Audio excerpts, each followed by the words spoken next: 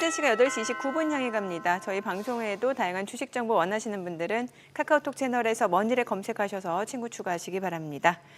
와, 필라델피아 반도체 지수 사상 최고치고. 와, 우리 오늘도 멕시코전 있고 10시에. 어떻게 예상하세요? 멕시코전? 네, 멕시코전. 뭐 주식은 예. 주식이고. 주식은 주식이고. 네. 예. 이번 그래도 북중미 월드컵 기대했던 것보다 훨씬 재밌게 굴러가요. 기대했던 것보다 재밌게 굴러가고 우리 국가대표팀에 대해서도 저 개인적으로는 별 기대 없었다가 네. 체코전 보고 나서 기대감을 갖게 갑자기 만들죠. 기대감을 갖게 되고 네. 뭐 이기지 않을까 싶은데. 우리나라. 온 국민이 다들 그런 바람을 가지고 오늘 보겠죠. 그런 데서는 롱숏이 없는 거죠. 롱쇼 그렇죠. 이럴 거기서도 때는. 한국 져야 돼. 네, 뭐 졌으면 없죠. 좋겠어 하는 거는 네. 이건 뭐 그거는 제정신이 아닌 거고. 근데 주식 시장도 마찬가지죠, 사실. 주식에는 롱숏도 있지. 아, 뭐 이제 그렇죠. 네, 그럴 수 있죠. 네, 예. 그래요. 그래요. 오늘 또 재밌는 분이 오셨어요. 네, 오늘 상상인증권 배경찬 리서치 센터장님 함께합니다. 어서 오세요. 어서 오세요, 안녕하십니까? 센터장님. 네. 한 달 만에 뵙는데 세상이 달라져 있는 것 같습니다. 지수 보면은. 어제 코스피 9천 돌파하고. 뭐 예상을 했는데 어저께도 상승 종목은 200개가 안 됐고요. 맞아요. 하나 종목은 또 그때 말씀드린 대로 700개를 넘어섰죠. 예. 지수만 가는 장, 반도체만 가는 장. 근데 그것도 시장이라면 받아들여야 돼요. 그렇죠. 저도 스스로도 그걸 받아들이기 힘들었지만 네. 과거 30년, 40년 전에 잣대로 자꾸 재고 있었고 근데 지금은 당연히 어저께 마이크로니터 주가가 오르면서 지금 하이닉스보다 시총이 더 오버됐어요. 예. 근데 지금 생산 능력, 디랭가랜드, 예. 그다음에 실적 모두 마이크론보단 하이닉스가 더 위잖아요. 예. 그럼 누가 더 시총이 세야 될까요? 당연히 하이닉스가 더 그렇죠. 올라가야 되는 거는 그건 합리적인 거잖아요. 그렇죠, 사실. 네. 그렇죠. 그런 측면에서 보면 하이닉스가 올라가는 건 당연한 거고 다만 다른 주변 업종까지 올라가는 거는 신중하다 보니 어떻게 보면 다른 업종을 팔아서 반도체로 좀 올라온 거죠. 근데 이 현상을 나쁘다 좋다 얘기할 수 있느냐는 부분은 좀 다른 문제인 것 같고 저는 조심스럽지만 아까 말했던 어저께 미국장의 시장 그리고 FMC의 매파적 발언에도 불구하고 미국도 나스닥이 1.9%가 상승을 했어요. 예. 오늘 우리나라 장도 매우 강할 수 있다고 보고 있고 그러면 조심스럽지만 지수가 10,000포인트 근처까지 가는 그런 현상도 보일 거다라고 저는 보고 있습니다. 예? 오늘이요? 오늘요? 아니면 다음 주요? 오늘요? 아, 소장님 왜 연기하세요? 아니, 오늘? 저희 저는 아주 조심스럽지만 오늘 장중에 10,000포인트 가능성이 있다고 보고 있어요. 가만히 있어봐. 그게 지금 마감장으로 10,000포인트까지는 모르겠습니다. 그러니까 장중. 요거 박제됩니다. 저희 쇼츠 올라갈 것 같아요. 박제라는 건 계속 남는 건가요? 그렇죠. 예. 이게 라이브니까 되돌릴 수는 없을 것 같아요. 이미 되돌릴 수 그러니까. 없어. 아니 근데 우리 백 센터장님 또 소신 발언하시는 분으로 또 이 바닥에서 그게 해오셨잖아요. 뭐 근데 이거 진짜 소신이 실린 거죠. 10,000포인트. 그러니까 제가 했던 이거는 세 가지인데 아까 말씀드렸던 거는 오늘 내일의 문제가 아니라 10,000포인트는 글쎄 당연히 달성할 수 있고 오늘 내일은 아니더라도 제가 또 뒤에 또 우리 자체적으로 퀀트를 돌려서 나온 지수 전망치도 있어요. 예. 그거 좀 이따 설명드릴게요. 그러니까 예. 근거는 세 가지인데 첫 번째는 우리가 시장에 봤던 모델링으로 봐도 네. 상단은 12,000포인트 이상이 나오고 있거든요. 네네. 그러니까 그거에 대한 근거가 있었고 그다음 두 번째는 어저께 미국장의 모습은 가만히 차분하게 보면 반도체 주가 당연히 추가적 랠리를 할 수 있는 동력이 확보됐어요. 그러니까 마이크론 테크놀로지도 올랐지만 네. 지금 미국과 이란의 협상이 기본적으로 잘 원만이 되면서 금리 인상을 미국이 한 번 정도 올릴 거라는 건 다 알았잖아요. 네. 예. 그러면 이것도 중요한 어떤 인사이트인데 원래 금리 인상의 무드로 바뀌면 여태까지 금리 인하를 해오다가 무드로 바뀌면 시장은 되게 위축돼야 됩니다. 주식시장. 그렇죠. 근데 왜 꿈쩍도 안 하냐면 반도체가 좋아서도 있겠지만 금리를 계속 올리지 않을 것 같은 거죠. 무슨 얘기냐? 지금 금리를 올린 거는 케빈 오씨가 얘기한 것처럼 물가가 부담스러워서 한 번 정도 올릴 수 있다는 걸 시장에 자꾸 워닝을 주지만 예. 한 번 올린다면 저는 영어로 wait and see 네. 기다릴 것 같아요. 왜냐? 이 미국 이란 협상 때문에 유가는 조금씩 빠질 거거든요. 네. 그러면 미국의 근원 물가가 생각보다 들어올 수 있고 그러면 거기서 금리를 더 인상한다는 건 말이 안 되는 소리잖아요. 그러니까 제가 보기에 예전에 10년 전, 20년 전에 옛날 그 FOMC 시대에서는 금리 인상은 두세 번, 세네 번 인상이라고 받아들여야 돼요. 그죠? 예. 근데 또 시대가 바뀐 것 같아요. 아, 연준도 그때 대응하는 전략이 바뀔 수 있고 복잡하게 했기 때문에 그래서 이번에 금리 인상으로 당분간은 금리 인상 기조가 아니라 그냥 금리 인상 한 거고요. 6개월 뒤에 금리 인하할 수도 있어요. 이런 뉘앙스예요. 제 네네, 개인의 생각은. 네. 그래서 이 연준의 반도체 랠리를 막을 수가 없다는 거였고. 세 번째는 지금의 반도체 기업들의 많은 분이 우려했던 AI 수요에 대한 허수를 오라클 실적에서 약간 깨줬거든요. 오라클이 실적 발표하고 주가는 빠졌지만 네. 오라클의 RPO라고 하는 매출액이 있어요. RPO. 네, 쉽게 말씀드리면 클라우드 수주 잔고입니다. 클라우드 수주 잔고인데 그게 전년 동기 대비해서도 300% 이상 늘었거든요. 오. 그러니까 고성장을 계속 하고 있는 거죠. 그 얘기는 이 RPO의 수주 잔고와 매출이, 그러니까 매출액도 계속 30%씩 늘고 있어요. 많은 분들은 수주 잔고만 있고 매출액이 없는 거라 생각하지만 오라클의 가장 큰 매출액은 23%씩 늘고 있거든요. 전년 동기 대비. 그래서 어떻게 보면 2월은 2월로 AI 수요에 대한 의심은 많이 사라졌고 그다음에 일부 유상증자나 그런 청약도 지금 많은 기업들이 유상증자를 요청했지만 다 받아주고 있거든요. 예. 이 세 가지 이유 때문에 반도체주는 6월, 7월이 매우 셀 것이다 좀 보고 있고 그래서 시간의 문제라는 건 당연히 다 아시겠지만 금요일 오늘 의미 있는 날일 수도 있다. 의미 있는 날. 멕시코전은 객관적 전력으로 저는 2대2로 봤는데 2대2? 2대2로 봤는데 2대2로 봤는데. 왜냐하면 남아공 경기랑 봤을 때도 어떤 뒷공간 패스라든가 이런 걸 봤을 때는 제가 또 이상한 얘기를 드린 건 아니죠. 축구 전문가는 아니지만 이제 저는 제일 중요한 게 공간 패스라 보거든요. 제일 중요한 건. 근데 잘해요. 우리나라가 더 객관적으로. 이강인 선수가 한 수 위였고 그렇다면 그 홈 터스 때문에 2대2였는데 저희 불굴의 정신으로 하면 2대1로 우리가 이길 수도 있다. 그렇게 보고 있어요. 오늘 센터장님의 그 오늘 예언은 멕시코전은 우리가 2대1로 이기고 그리고 이제 코스피는 장중에 만 포인트를 포인트를 터치할 수 있다. 소신 발언. 소장님은 그리고 반꿀 모드로 가셔야 되는데 원래. 반꿀 모드로. 네. 어. 그래 우리 멕시코전도 아쉽게 질 것 같네. 네? 아쉽게 질 것 같아. 아니, 예. 반꿀 모드. 네, 그래야 이제. 오, 공간 침투. 잘하면 이제 디딤발 뭐 이거까지도 나올 수 있겠다고. 제가 축구를 되게 못하거든요. 제가 이렇게 축구나 농구나 이런 운동신경이 없어요. 그래서 그런 걸 보는 거를 그러니까 어떻게 보면 왜 축구 선수들도 플레이어하고 감독이 다른 역할이에요. 맞아요. 저도 솔직히 말하면 네. 주식 투자가 제가 잘 맞는지 모를 때도 있어요. 저는 객관적으로 훈수를 두거나 책산을 할 수 있지만 의사결정하는 군주가 될 수는 없을 수도 있는 거죠. 그죠? 근데 어떻게 보면 그것도 능력인 거죠. 정확하게 판세를 보고 조언을 줄 수 있는 것도 중요한 능력이거든요. 그래서 아까 말씀드렸던 중에 이제 잠깐만 화면을 좀 보면 지난번에 한번 소개했던 화면인데 저희들이 이미 5월 달에 한번 추정했던 우리 코스피 전망 지수에 대한 부분이었어요. 네. 근데 이제 제가 말씀드린 대로 요 왼쪽에 글씨가 좀 작겠지만 저희들이 기존에 있었던 PER, PBR 밸류에이션, 뭐 EPS 추정으로 이 모델을 하기엔 너무 옛날 방식이고요. 쉽게 말하면 독립 변수들의 모델, 그러니까 벨레 리스크라고 해서 리스크 요인의 모든 것에 대한 반영치, 그런 평균 점 추정치로 보면 9,800 정도가 나왔단 말이에요. 네. 지금 제가 9,800 그리고 예. 상단은 이렇게 말씀드리면 조건이 충족됐을 때 12,100포인트가 나왔어요. 근데 여기서 이제 오른쪽에 보시면 여기 보시면 12,100포인트가 되려면 뭐가 있어야 되냐면 이 5가지 정도가 근거라고 봤거든요. 네. 근데 특히 이 부분이죠. 금리 인상 시그널을 시장에서 아주 부정적으로 보면 안 됐을 거예요.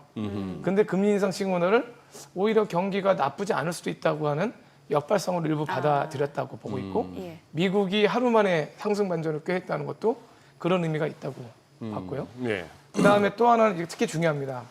지금 우리나라 GDP가 1분기에 50년 만에 10.1%를 달성했을 10.3%인가 그랬을 거예요. 1분기 GDP가. 50년 전이면 제가 아기 때예요. 이걸 왜 말씀드리냐면 예. 바뀌었죠, 시대가 또. 네네. 50년 전에 우리나라는 뭐 소장님 잘 아시겠지만 10% 이상씩 성장하던 나라입니다. 고도 성장기. 그러니까 주식 투자할 필요가 없어요. 왜냐하면 15%의 고정금리를 주는 나라예요. 저축만 하면 되죠. 5년이면 원금 가까이 80%가 되는 거 아닙니까? 복리 효과로. 주식 투자할 필요 전혀 없죠.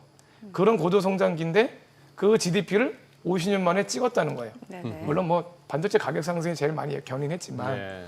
팩트는 결국은 50년 만에 10% 이상 GDP를 성장했으니 그러면 지수도 바뀌어야 되는 건 당연한 거거든요. 그죠? 그렇다면 여기서 이제 이 부의 효과, 이 GDP 성장은 당연히 가계자산 소득으로 증가하겠죠. 성과급들이 늘어나면서. 그래서 민간 소비의 또 다른 축. 그러니까 우리가 알고 있는 GDP에서 민간 소비는 미미한 기여를 했는데 이제 민간 소비가 GDP의 3분의 1 이상 차지하는 그런 효과가 나왔다는 점도 지수 상단을 좀 올리는 거고요. 그래서 예. 예전에 제가 소비주를 되게 주목하고 있어요. 네. 백화점주도 그렇고 일부 화장품, 의류 같은 소비재주도 어느 되게 강세가 될 가능성이 있다라고 여전히 주장드리고 있고요. 마지막은 여기 글로벌 매크로에서 최근에 이제 그 월드 이코노미 아웃룩에서 AI 중심 국가들의 경제 성장률을 다 올렸죠 이미. 예. 올렸는데 슈퍼사이클에 접어들면서 고민했던 건 유상증자에 대한 부분이 많아졌어요. 예. 근데 다행히 그걸 다 흡수하고 있어요. 음. 그러니까 스페이스 X가 있었음에도 불구하고 예. 스페이스 X라고 하는 블랙홀이 있었음에도 불구하고 지금 벅셔 하드웨이나 많은 기관 투자자분들도 유상증자 적극적으로 참여하기 위해서 청약 경쟁률이 청약 규모의 2배, 3배가 좀 들어오고 있거든요. 네. 오픈 AI나 이런 거 보더라도. 그래서 이런 측면에서는 결국 AI에 대한 근원적 수요에 대한 의심도 조금 사그라들었고 그리고 이 AI가 성장하기 위해서는 지지부진한 데이터 센터를 더 빨리 지어야 되는 것도 동의했으니 이제 남은 거는 어떻게 보면 너무 많이 올랐다고 하는 부담이 존재하기 전까지는 좀 랠리를 할 가능성이 있다라고 보고 있습니다. 돈도 많기도 많은가 본데, 야, 지금 이제 파이낸셜 타임즈의 보도가 이거네요. 스페이스X가 IPO로 그렇게 쪽 빨아가더니 이번엔 또 30조 원 규모의 회사채 발행을 또 이제 월가 금융권하고 이제 추진을 한다 이렇게 되는데 여기도 또 드글드글 몰리겠죠. 그럴 겁니다. 예. 나중에 또 이자 갚으려면 당장 뭐 벌리는 돈은 없으니까 또 추가로 뭐 회사채 발행을 해서 또 이자 갚든지 뭐 그렇게 해서 나중에 결국은 인류를 화성으로 보내는 그날까지 계속 그렇게 돌려막기 하다가 한번 터뜨려야겠죠. 제가 전기차를 오랫동안 커버했었는데 네. 테슬라에서 예. 파나소닉이 유일한 배터리 공급처였다는 건 아시죠? 파나소닉. 네, 네. 예. 근데 10년 전에 어떤 설이 돌았냐면 테슬라 파산설이 있었어요. 그랬습니다. 네, 네. 파나소닉이 돈을 못 받고 있다. 어, 뭐 계속 지원하고 매초 채권을 어느 정도 팩트일 겁니다. 그리고 생각했던 모델 3의 어떤 생산이 늦어지면서 사람들이 직접 투입돼서 모델 3 자동화가 좀 안 돼서 만든 적도 있고. 그러니까 일론 머스크의 특징은 길이 맞다면 일단은 일을 질러요. 그렇죠. 지르고 돈을 모아서 그것이 캐시 버닝 될 때까지 계속 R&D 투자와 어떤 그 기술 발전 쪽에서 생산을 하는데 그 텀이 존재할 거예요.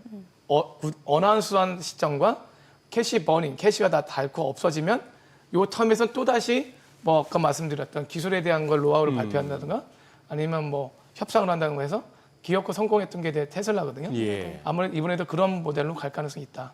근데 이제 우주항공 쪽은 저희도 또 이게 처음이거든요, 사실은. 네, 맞아요. 그래서 되게 흥미롭고 근데 뭐 투자자로서가 아니라 한 사람으로서 보면 성공을 바라죠. 또 다른 지구 외에 또 다른 어떤 에너지원과 그리고 공간을 확보하는 건 아주 중요한 거니까요. 네. 되길 바라는데 하여튼 희망과 현실이 좀 다른 부분이긴 한데 아빠 그래서 유성증자뿐만 아니라 회사채도 계속 매출액이 의미가 없고 적자가 큰 기업이잖아요. 네. 그러니까 당연히 매출 채권 이런 측면에서는 자금 조달을 꾸준히 해야 될 거라고 이렇게 보고 있습니다. 네. 네. 저는 뭐 오늘 2번 두드려 맞는 느낌이네요. 아까 글로벌 비즈에서 우리 임선우 캐스터가 버크셔 해스웨이를 소개하면서 이제 뭐 옛날 방식으로 저평가주나 들고 있다가 어떻게 뭐 이래 갖고는 안 된다. 보다 적극적인 어떤 투자 기법이 도입돼야 된다. 이렇게 얘기를 해서 뜨끔했는데 또 센터장님이 또 한 번 또 저한테 한 방 먹이시네. 지금 어떤 걸 먹겠죠? 뭐겠죠. 40년 전에 뭐 그런 방식으로 시장을 보지 마라. 아니, 보지 말라는 게 아니라 그렇게 달라졌다. 봐봤죠 저희들이. 네. 저 또한. 그러니까 당연히 지금 PER, PBR만 보고 있었고 주도주가 가면 주변주가 순환명이 일정 부분 이루어졌었고 근데 그게 이루어지지 않는 게 당연한 것 같아요. 그러니까 네. 소장님도 잘 생각해 보시면 차화정 시대 2000 지금부터 16년 전만 보더라도 화학, 정유, 자동차가 갈 때 다른 업종들은 좀 못 갔어요 사실은. 예, 예, 예. 못 갔지만 빠지진 않았죠. 네. 그게 가능한 이유가 뭘까요? 자동차 화학 정유 시가총액 비중은 당시에 30%가 안 됐습니다. 그러니까 뭘 팔아서 이걸 안 사도 되는 거였어요. 신규 자금으로도 차화정은 더 많이 가고 주변 업종은 아주 느리게 가도 되는 거고 때로 좀 가고 이런 건데 지금 신규 자금이 들어와도 반도체 삼성전자 하이닉스가 전체 시가총액의 50%가 넘어요. 예. 그러면 신규 자금이 들어온 것보다 오히려 다른 걸 팔아서라도 이쪽에 대한 상승률에 기대하는 것을 당연히 봐야 되는 거고. 그럼 이 현상, 그러니까 다른 게 나빠서 파는 게 아니라 난 이게 너무 좋아. 그래서 이거에 대해서 좀 집중 매수하는 것을 이것도 하나의 현상이고 예, 예. 그게 꼭 부정적이냐. 네. 이익 성장률이 가장 빨랐고. 그렇잖아요. 네, 어떤 업종보다. 그러니까 그런 쏠림 현상은 그래서 조심스럽지만 왜 우리 아파트 가격도 2000년 이후로 차별화됐거든요. 맞아요. 맞아요. 예. 잘 생각. 예, 예. 제가 좀 자꾸 죄송한데 저보다 오래 사셨던 소장님 입장에서는 30년 전에 분당과 일산 여러분 집값의 즐기시네. 차이가 별로 예. 없었을 거예요. 예, 예. 90년대 중반 예. 생각해 보시면. 그러네요. 일산 신도시 98년, 99년 보시면. 근데 그런 것처럼 주식도 더 성장주에 대해 밸류에이션을 더 주고 예. 저성장주에서 밸류에이션 덜 주는 이유는 성장주가 없기 때문인 거죠. 네. 이것도 되게 중요한 시류인데 30년, 40년 전 모두가 성장주니까 거기서 더 많은 성장주는 약간의 밸류를 줄 수 있지만 지금은 우리나라가 성숙기가 다니까 성장주가 별로 없을 거예요. 이럴 때 오래간만에 하는 성장주는 모든 밸류에이션을 다 줄 수도 있는 거죠. 그런 생각도 좀 해봤어요. 이 현상을 보면. 지지난번이었나 2달 전에 출연하고 가실 때 제작진한테 들었어요. 이진우 소장이 나하고 같이 늙어가는 걸로 해서 뭐 묻어갈라 그런다 하시면서 굉장히 불쾌하셨다고 하는데 인정할게요. 센터장님하고 저하고는 세대차가 있죠. 50년 전에 애기라고 하셨는데 50년 전에 저는 중학교 1학년 머리 빡빡 깎고 신생중학교 그 체육 시간마다 돌 주스 내고 있었는데 차이가 나죠. 애기가 어디 중학생 형한테. 예. 근데 잘 모시겠습니다. 하나 여쭤 모두가 회피할 수 없는 게 시장인 것 같아요. 그러니까 어제뿐만 아니라 그 동안에 쭉 보면은 사실 상승 종목, 하락 종목을 보면은 코스피만 좋아요. 맞습니다. 이게 지수만 좋다고 할 수 없는 게 코스피만 좋아요. 어제 보면은 코스피하고 코스닥은 완전히 거꾸로 갑니다. 거기다가 오늘은 지금 우리 백 센터장님이 오늘 중이라도 지금 9,063으로 마친 어제 지수가 오늘 만을 찍을 수도 있다라고 하시는데 1000포인트에서 끝난 코스닥은 오늘 1000을 지킬 수 있을지도 불투명해요, 솔직히. 맞습니다. 이렇게 되면은 거기다가 우리 센터장님이 말씀하신 바소반전에서 반도체 그리고 뭐 소비재에 약간 말고 바하고 전이 여전히 그거 하니까 지금 거기에다가 우리 개인들은 아직도 여전히 어떻게 보면은 코스닥 비중이 크지 않습니까? 뭐 반도체는 조금씩 들고 가신다 하더라도 맞습니다. 예. 이게 이제 문제예요. 심리적 지수하고 소위 말하는 체감 지수하고 스크린에 찍히는 이거하고 그래서 저는 이번 주에 장을 보면서 또 하나의 특징은 뭐냐면 반도체 관련 기업들의 주가가 강할수록 반도체 이 코스닥이 좀 약세였어요. 글쎄 맞아요. 그렇죠? 네, 공교로운 네. 현상일 수도 있지만 예. 상관계가 높은 거죠. 예. 왜 그런지는 좀 심증을 가질 거고요. 근데 거꾸로 약간의 희망을 본 게 올해 이번 주 월요일하고 수요일 정도에 바이오가 좀 좋았어요. 네네. 제가 바이오 담당자한테 물어봤었거든요. 장을 보다가 예. 뭐 좋은 소식이 있었나요? 바이오가 조금 아하.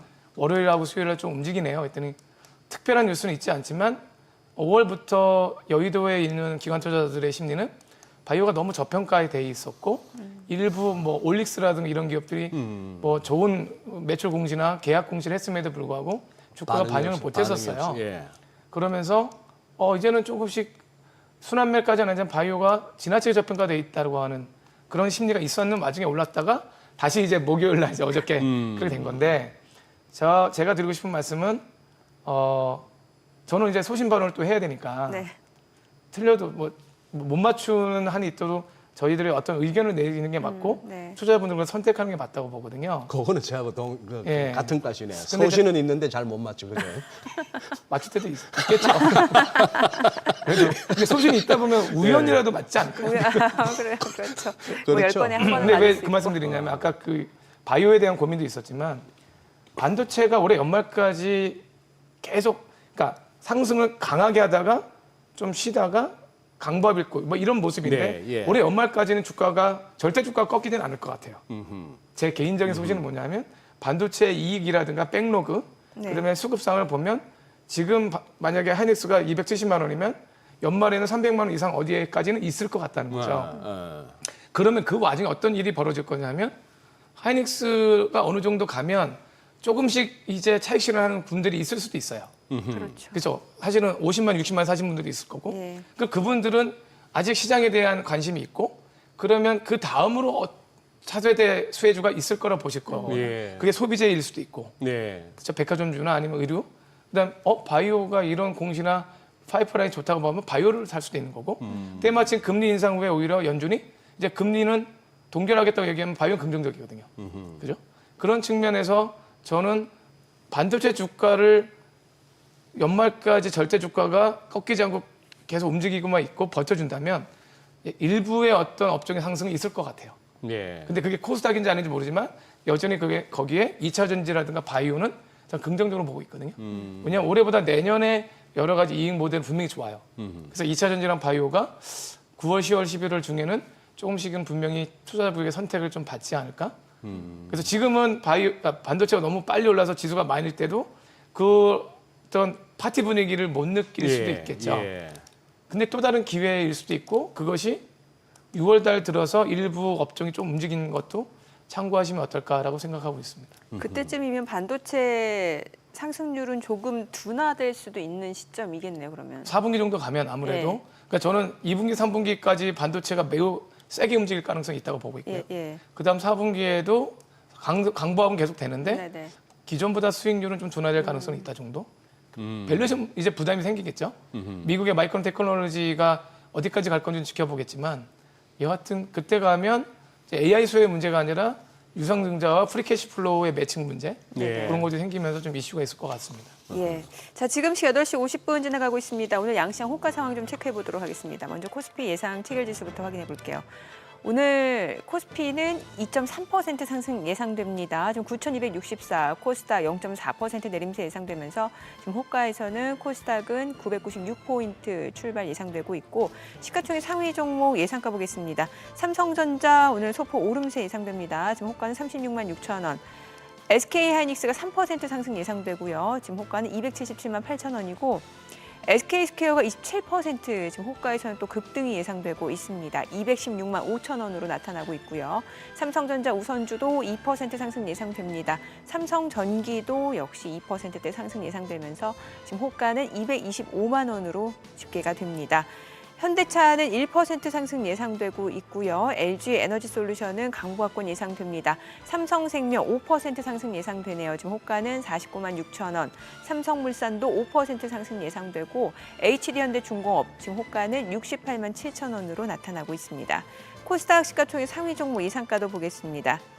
알테오젠 오늘 3.7% 상승 예상되고요. 지금 호가는 38만 3,500원. 에코프로비엠은 1% 내림세가 예상됩니다. 에코프로 호가는 11만 7천 원이고 레인보로보틱스 예상 체결가 61만 원. 주성 엔지니어링이 12% 급등 예상되고 있습니다. 호가는 24만 원이고요. 리노공업은 0.2% 소폭 상승 예상되고 있습니다. 그리고 코오롱 티슈즈는 보합 출발 예상되고 있고요. 그리고 HPSP가 2%대 상승이 예상되고 있습니다. 원익 IPS는 2% 오름세 예상되고 있고 이오테크닉스 지금 호가 52만 3천 원으로 2.9% 상승 예상되고 있습니다. 이제 개장까지 한 7분여가량 남았는데 와 오늘 코스피에서 지금 보니까 SK하이닉스, SK스퀘어 또 삼성전자, 삼성물산, 삼성생명까지 강세가 예상되는 분위기네요. 네, 확실히 그러네요. 좀 섹터별로 온도차가 느껴지는 상황입니다. 뭐 그게 당장 무슨 변화가 생기진 않겠죠. 앞서 이런 시장 상황에 대해서도 좀 받아들여야 된다라는 받아들여야 말씀을 된다. 주셨고 예. 이게 꼭 골고루 올라가는 게 꼭 더 좋다 이렇게 볼 수 있는 것도 아니고 이런 쏠림도 뭐. 그만한 이유가 있다라는 거잖아요. 지수 기억해 보면은 지수 막 날아갈 때 골고루 간 적은 잘 없었던 것 같아요. 시차를 두고 하기도 했고 상승률이 달랐죠. 예. 근데 요즘은 너무 이제 극명하게 나오니까. 맞아요. 극명하게 나. 그러니까 어저께 같은 경우도 지수는 분명히 되게 강세인데 네, 하락 종목이 800개 가까이 나오는. 네. 그렇죠. 그러니까 하락이 아니라 보합이라도 됐으면 좋았을 텐데. 근데 그런- 이래저래 이제 두루두루 이제 업종별로 주요 종목들 이렇게 체크하다 보면은 가끔씩 좀 허무해요, 센터장님. 네. 한참 저 전쟁통에 뭐 방산 얘기할 때 그 와중에 보면 이제 뭐 방산주가 많지만 풍산 같은 것도 얼마나 그 잘 안 움직이던 종목이 휙 날아갔습니까? 근데 맞습니다. 지금 레벨을 딱 보고 있으면은 그게 뭐였지? 싶은 생각이 들 정도고. 그렇죠. 그때 이후로 빠졌으니까요. 예, 그런 상황이고. 근데 지금 저기 이게 지금 코스피하고 코스닥이 아니 그 전에 어제 외국인들이 갑자기 오후 들어서 그리 많이 산 거는 뭐 조금 우리 시청자분들이 자주 들을 수는 없는 얘기입니다만 감마 스퀴즈가 나왔다 뭐 이런 얘기도 나오는데 아니 이거 지금 약간 팔다가 아니면 옵션 쪽에서 뭐 약간 이렇게 풋 쪽으로 기울었다가 아니다 싶어서 감은 경황도 있지 않습니까? 정황도. 사실은 저희들도 정확한 거를 파악을 못했어요. 그렇죠. 왜냐하면 예, 이게 예. 추세를 보인 건 아니거든요. 예. 상식적으로 올랐으면 파는 게 정상이죠. 왜냐하면 여러 번 말씀드렸지만 글로벌 그러니까 외국인들은 그 국가별 지역별로의 포트의 자산의 비중이 반드시 존재합니다. 그리고 한국 증시는 특히 선진국 지수가 아니기 때문에 거기 비중이 있는데 그걸 올라갈수록 비중을 줄일 수 있는 기계적인 매도는 나오는 건데 예. 아까 그 갑자기 오후에 매수가 들어온 거는 그 외국인 중에 아까 말했던 파생이라든가 아니면 정책적인 변화가 일부 있었던 것 같고 그거 외에 한 번 더 지켜볼 필요가 있을 것 같습니다. 네. 오늘도 외국인이 사준다면 이건 조금 의미 있죠. 그거는 외국인의 정책이 이제 바뀐 것 같아요. 단순히 이제 우리나라의 비중을 뭐 매수 비중이나 보유 비중을 높였을 수도 있고요. 글쎄. 아니면 예. 반도체에 대한 시각을 완전히 바꿨을 수도 있죠. 지금까지 리밸런싱 논리로 외국인들이 팔아왔다. 지금은 그 논리가 달라질 뭐가 아니거든요. 시장이. 계속해서 줄여나가야 되는데 그쵸, 예. 팔아야 되는데 갑자기 확 사버렸단 말이죠. 그래서 참 어렵네요. 어렵죠. 예. 그러니까 외국인들도 그동안까지는 어떻게 보면 리밸런스에 주목했는데 이제 오라클 실적이라든가 미국의 FOMC 이후로 약간 스탠스를 일부 바꾼 외국인이 있었을 수도 있고 특히 그래. 마이크론 테크놀로지 상승은 의미가 크거든요. 예. 그런 것들이 좀 주지 않았을까 해서 저도 예의주시해서 한번 보도록 하겠습니다. 아니, 저 센터장님 환율 좀 여쭤보고 싶은 글쎄, 게 맞아. 이것도 진짜 박제각이었던 게 저희 지난번 나오셨을 때 환율을 달론 환율을 되게 그 제 기억에 1,400원 연말까지는 1,400원대까지 가야 되는 연말까지는 네, 그 근데- 생각은 변함이 없습니다. 변함이 없으세요. 네. 그 밑에 댓글이 엄청난 댓글이 달렸었어요. 제가 어떻게? 보니까 예. 오래 사실 것 같아요. 왜? 욕을 소신 발언을 아. 그래서 저는 이제 환율 전망 더 궁금해지는데 소신 발언 해주셔야죠. 그래도 예. 그 환율에 대한 부분은 당연히 바뀔 수 있는데 지금 말씀드린 대로 저희들이 보는 환율에 대한 여러 가지 근거는 지금 시장에서 원화가 약세를 돼야 되는 이유가 뭔지 꼭꼭 묻고 싶은 거죠. 워낙 약세 이유. 그러니까 저는 더 원화가 우리나라가 경제적으로 문제가 있는 건지 정치적으로 문제가 있는 건지 아니면 우리가 기본적으로 갖고 있는 근원적인 생산성에 문제가 있는 건지 봤을 때 없다고 보거든요. 네.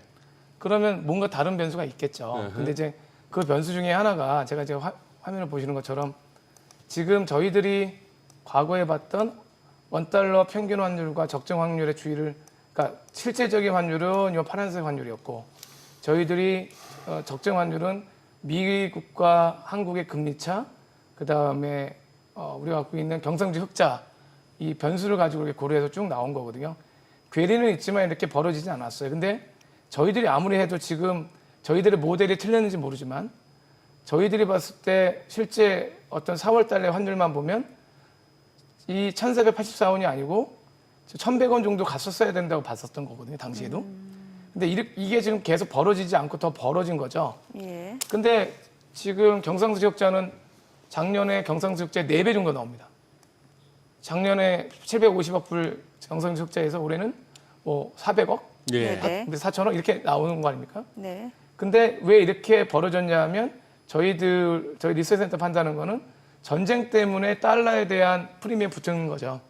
전쟁이라는 거는 모두 혼란스러우니 가장 안정한 화폐인 달러에 대한 매수나 선호도가 있을 수밖에 없잖아요.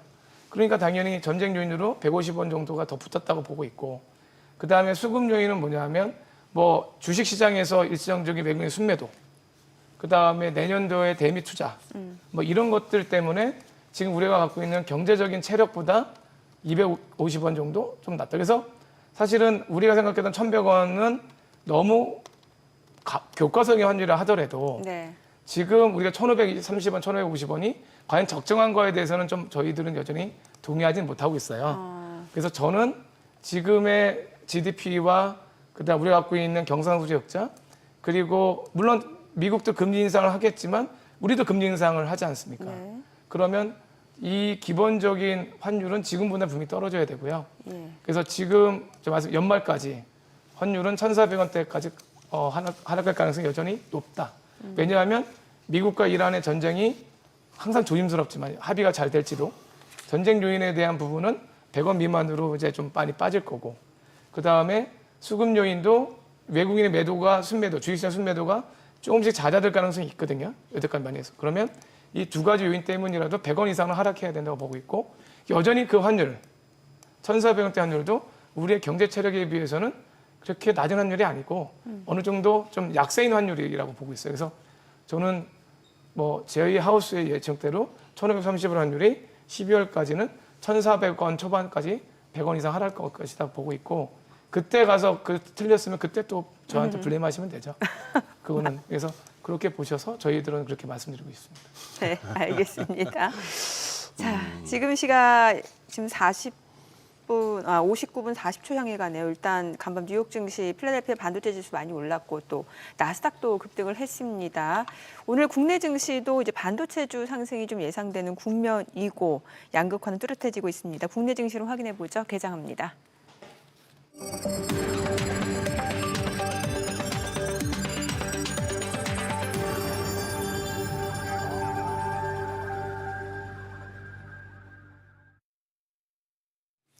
네, 6월 19일 금요일 국내 증시 개장했습니다. 지금 인텔이 또 급등한 모습이고 반도체주가 다시 한번 힘을 내줬습니다. 뉴욕 증시 나스닥이 1.9% 급등하는 모습이었고 어제 코스피도 9,000선을 돌파하면서 추가 상승에 대한 기대감 높아지고 있습니다. 물론 섹터별로 쏠림 현상은 굉장히 심해지고 있는 상황입니다. 그 가운데 오늘 앞서 호가에서도 이제 반도체, SK하이닉스, 삼성전자, SK스퀘어를 필두로 해서 상승세가 좀 이어질 것으로 예상되는 분위기고요. 오늘 이제 장중 변동성은 또 얼마나 확대가 되는지도 좀 보셔야 될 것 같은데 양시장 출발 지수부터 체크하겠습니다. 코스피입니다. 지금 2.5% 상승합니다. 9,296. 코스닥은 약보합권으로 1,000. 지금 양시장 지금 혼조 출발이고 시가총액 상위 종목 시초가 보겠습니다.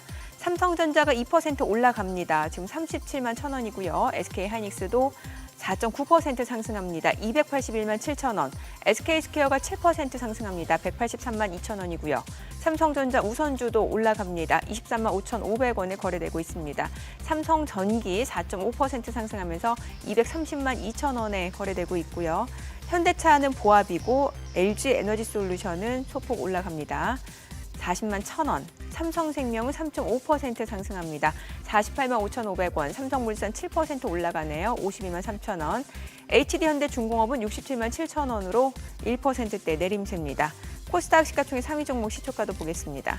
알테오젠이 소폭 내림세입니다. 36만 8,000원이고 에코프로비엠은 1% 하락입니다. 17만 100원. 에코프로도 1% 떨어지네요. 11만 5,800원. 레인보로보틱스도 2% 약세입니다. 60만 2,000원.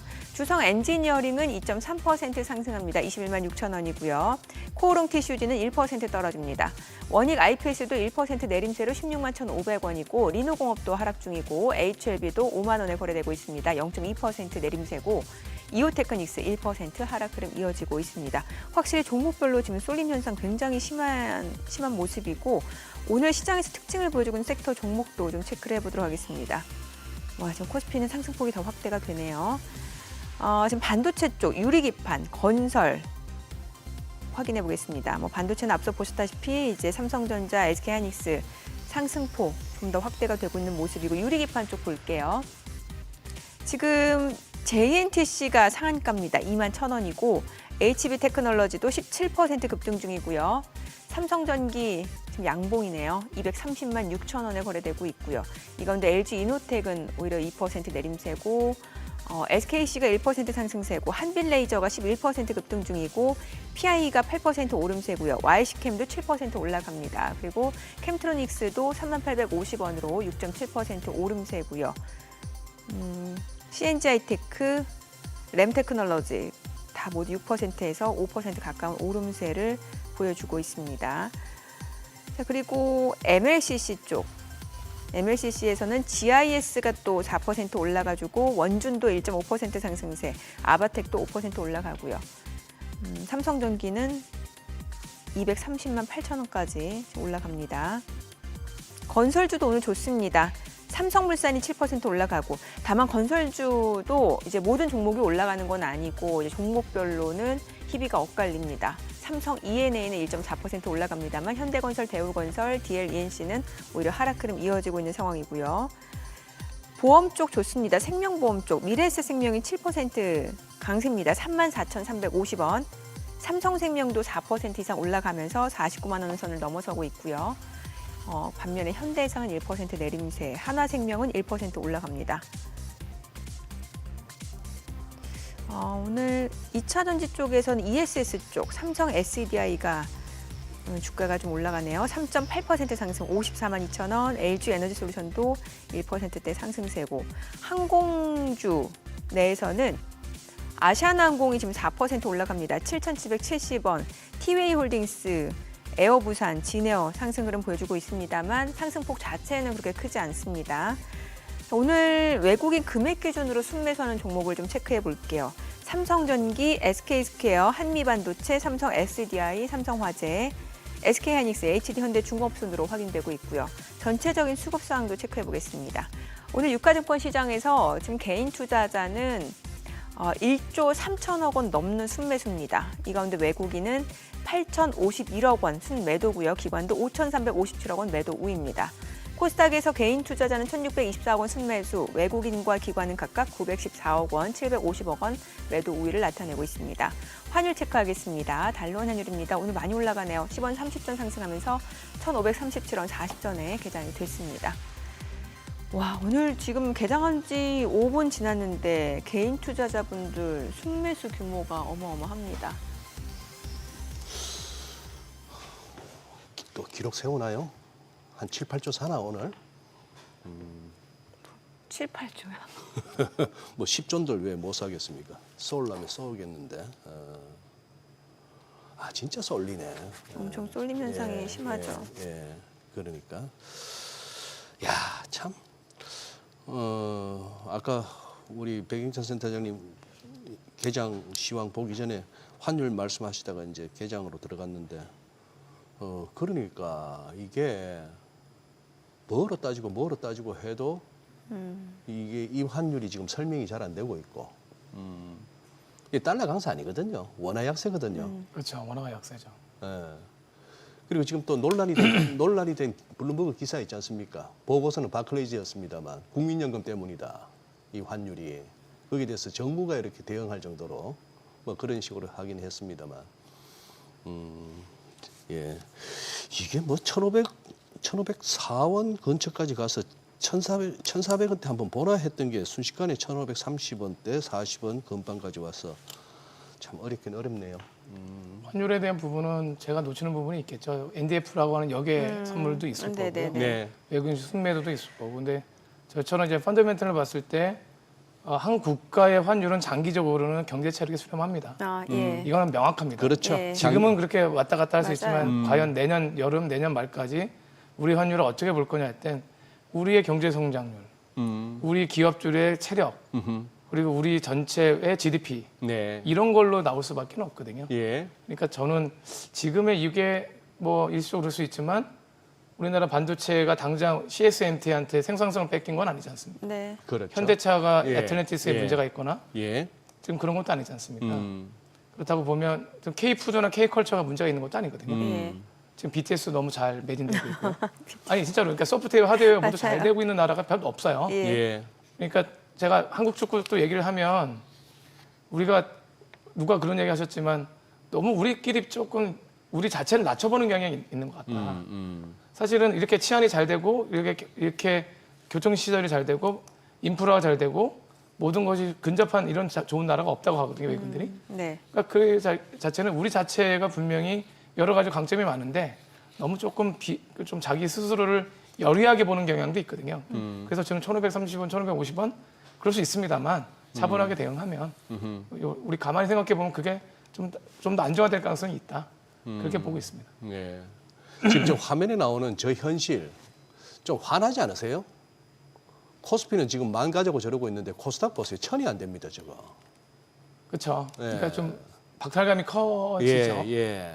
그러니까 반도체 외에 다른 기업에 대한 이익도 늘고 있거든요. 글쎄. 이익이 줄는 기업이 별로 없을 거예요. 사실은 웬만한 기업들은 다 전년 동기 대비해서 매출의 이익이 늘고 있는데 주가가 거꾸로 가면 다만 이제 어떤 희망 고문을 말씀드린 건 아니지만 제가 말씀드린 대로 당분간 반도체가 집중될 수밖에 없었던 환경은 맞아요. 사실은 맞아요. 그건 뭐 이익 성장률이 네, 가장 높았고 네. 그다음에 미국에서도 어떤 매파적인 금리 인상에 대한 것도 오히려 이제 다 반영됐고 그 다음에는 금리 인상 안 할 것 같고 뭐 이런 것들이 뭐 오라클 실적까지 나오면서 됐는데 그런데 그 다음에 이제 연말까지 주가가 꺾이지 않고 뭔가 내년에 기대감이 있다면 타 업종도 이제는 거기서 반도체에 대한 일정 부분의 차익 실현이 없을 수는 없거든요. 아무리 그래도 주가가 많이 오른 것만큼 위험은 또 없어요. 네. 물론 AI 혁명이긴 하지만 그래서 그런 부분도 있고 또 지나친 소외감을 느낀 종목들도 뭐 이번 주에 바이오가 움직였지 않습니까? 뭐 실적이 있는 것도 아니었고 그러니까 이런 것들 측면을 보시면 올해 하반기에 조금씩은 업종별로 뭐 말씀드렸던 소비재 업종이나 일부 에너지 그다음에 뭐 금융 은행 업종 이렇게 조금씩 좀 강세를 보이면서 상승하지 않을까 이렇게 보고 있습니다. 예. 우리 뭐 실시간 채팅창을 보니까 우리 시청자분들께서 오히려 환율에 대해서 나름대로들 다들 비유를 갖고 계시고 그 환율이 이렇게 고공행진하는 것에 대한 이해도도 충분히 갖추고 계시네요. 결국 뭐 통화량의 문제, 돈을 너무 풀린 거 아니냐 하는 그런 어떤 견해가 우리 시청자분들은 많이 갖고 계시는데 그래요. 뭐 주식 쪽에 지금 반도체 얘기만 하다 보니까 뭘 얘기해야 될지 모르겠네요. 반도체요? 예. 아니 이제 준비하신 자료 보면은 이제 우리가 삼성전자도 그렇고 이제 SK하이닉스도 그렇고 이제 D램하고 HBM 쪽으로 집중하다 보니까 이게 놓치고 있는 선택과 집중을 하다 보니까 놓치고 있는 부분이 있을 수도 있다. 요거를 또 준비를 하셨거든요. 요 얘기도 좀 해주시면 좋을 것 같아요. 그러니까 예. 제가 이제 말씀드리고 싶었던 건 첫 번째는 이 반도체 쪽에서 우리가 좀 봐야 되는 건 뭐냐면 예. 최근에 아마 뭐 지방에 반도체 공장이 증설한다는 네네. 루머도 있었어요. 예. 여러 가지 정치 쪽에서 얘기가 나온 것도 있고. 예. 근데 왜 그 얘기 말씀드려요? 그건 악재입니다, 원래. 왜냐하면 기본적으로 반도체 사이클에서는 증설을 발표하고 대규모 투자를 발표하면 보통 실적이 좋을 때 발표하겠죠. 근데 과거에 그게 왜 안 좋았냐면 곧 공급 증가를 얘기하거든요. 다시 한번 말씀드릴게요. 과거에 반도체 기업이 뭐 10조든 20조든 30조든 대규모 투자 계획을 발표하는 순간 그게 꼭 좋지 않았던 이유는 실적이 좋음에도 불구하고 하고 1년, 2년, 3년 뒤에 대규모 메모리 반도체가 나온다는 얘기잖아요. 그렇죠. 그럼 가격에 반영돼서 디램이나 랜드 가격을 떨어뜨릴 수 있기 때문에 안 좋았던 거거든요. 예. 그러니까 어떻게 보면 그런 측면은 요즘 계속 캐펙스 발표를 하고 있거든요. 예. 근데 이제 다행인 건 뭐냐면 저기 화면을 잠깐 보시면 제가 말씀드리면 제가 이거 써드리면 여기 실질 캐피탈 인텐시티라는 게 있어요. 이게 뭐냐면 제가 파란색으로 이제 써드렸지만 분모는 분기 매출이고요. 분자는 그해 발표한 연간 캐펙스입니다. 그러니까 다시 한번 말씀드리면 지금 분모가 매출이고 분자는 캐펙스인데 최근에 우리나라 기업들의 캐피탈 인텐시티가 10에서 15%라는 얘기는 뭐냐면 지금 분기 매출이 워낙 많아서 캐펙스가 매출의 10%밖에 안 된다는 뜻이죠. 근데 통상적으로는 과거에는 어땠냐면 30, 40% 정도 나왔어요. 매출액보다 캐펙스가 충분히 많아 남은. 그러니까 그렇게 되면 뭐냐면 뭐 캐펙스 짓는 순간 프리캐시플로우도 없어지고 부정적으로 나오잖아요. 예. 근데 여전히 과거 대비해서 캐펙스를 훨씬 많이 늘려도 이 캐피탈 인텐시티의 부담이 없는 거죠. 제 말 이해하세요? 그러니까 과거에는 분모의 분기 매출에 위에 캐펙스의 이 비율이 30% 40% 나왔다고요. 네. 매출이 100이 분기 매출 100이면 3, 40조를 투자했다는 얘기겠죠. 예. 근데 지금은 분기 매출이 100조도 아니고 200조, 300조겠지만 예. 여기에 10%밖에 캐펙스 투자를 못 하고 있는 거죠. 캐펙스를 더 늘려도 되는 상황. 네네. 늘려도 되는 상황. 그러니까 지금 말씀하시는 여러 가지 캐펙스 발표가 주가에 부정적이지 않은 상황 그러네요. 정도로 매출 성장이 빨랐다는 점이죠. 그러니까 이런 측면에서 여전히 뭐 지방에 뭐 공장을 짓고 뭐 이런 부분은 더 이상 주가에 부정적이지는 않다. 그걸 말씀드렸고 또 하나는 뭐냐면 이제 좀 우리가 반도체를 막연히 알 게 아니라 정확히 좀 담당자한테 물어보고 자료를 만들었는데 네. 디램과 낸드의 전 세계 생산 능력은 얼마고 올해 내년에 도대체 얼마나 증설되는 거냐라고 보면 요거 단위인데 단위로 좀 말씀드리면 저도 공부하고 온 거고요. 키로가 1000입니다. 웨이퍼 퍼 먼스예요. 그러니까 1000, 만, 10만, 100만. 그러니까 한 달에 195만 웨이퍼를 만들 수 있는 생산 능력이 전 세계 능력이었던 거죠. 근데 이게 올해는 얼마 증가하냐면 213만 5천 웨이퍼 퍼 먼스예요. 그러니까 9% 정도 늘은 거죠. 근데 수요나 이거에 비해서는 여전히 증설보다 수요가 10% 이상 늘고 있거든요. 예. 네. 수요가 지금 한 20% 가까이 늘고 있기 때문에 부족한 건데 더 충격적인 건 디램 말고 또 다른 그러니까 우리가 메모리 반도체는 디램과 낸드로 구성되는데 네. 낸드는 오히려 올해 말에 생산 능력이 써드린 것처럼 9.9% 감소합니다. 근데 왜 그러냐면 지금 HBM 확장을 위해서 일부 과거 라인을 전환하기 때문에 그렇거든요. 그러니까 결론적으로 뭐냐면 디램과 낸드에서 디램은 그나마 생산 능력이 꾸준히 늘지만 낸드는 27년 상반기까지도 오히려 정체가 줄고 있어요. 네. 그러니까 이 부분은 가격 상승 쪽에 이미 반영했겠지만 추가적으로 우리 반도체 쪽에 기본적인 어떤 펀더멘탈 쪽의 의심을 좀 훨씬 덜하게 되는. 그러니까 그리고 CXMT 얘기도 많이 있어요. 보시면 예. 이 화면을 보시면 중국의 메모리 업체가 창신 메모리가 여기 보시면 파란색이거든요. 그래서 네. 2021년부터 해서 지금 많이 늘어났죠. 근데 참고적으로 지금 그쪽에 아까 그 앞 페이지에 보면 좀 캐피탈 인텐시티라고 말씀드렸잖아요. 이 캐피탈 인텐시티가 CXMT는 우리나라 삼성전자 하이닉스는 10에서 15%라면 네. CXMT는 128%예요. 어, 그러니까 무슨 얘기냐면 매출을 100으로 봤을 때 예. 캐펙스를 우리보다 10배, 20배 하고 있는 거죠. 근데 매출이 훨씬 작겠죠. 근데 창신 메모리 입장에서는 그럴 수밖에 없을 거예요. 일단은 무조건 증설을 하고 나서 뭐 수주를 받을 예정이니까요.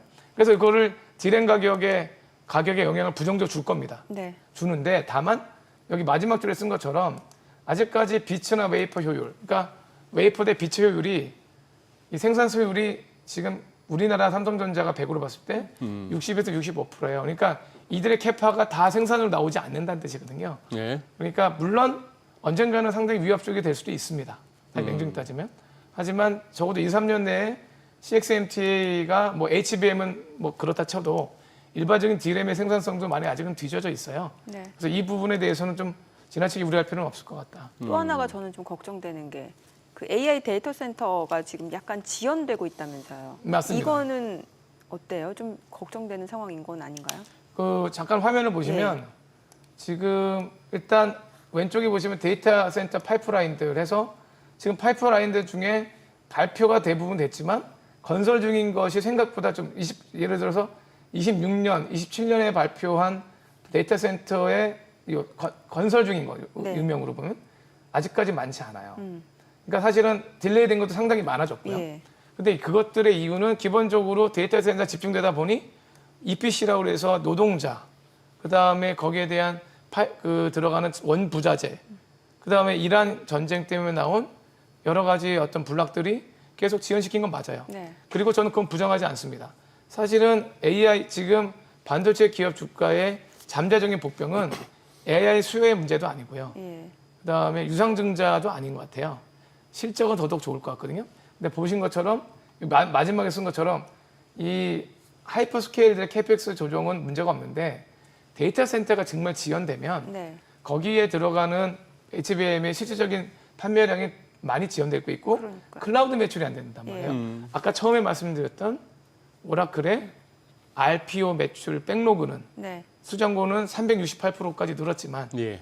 그거에 대한 매출의 가이던스나 이런 것들이 조금씩 지연되기 시작할 거거든요.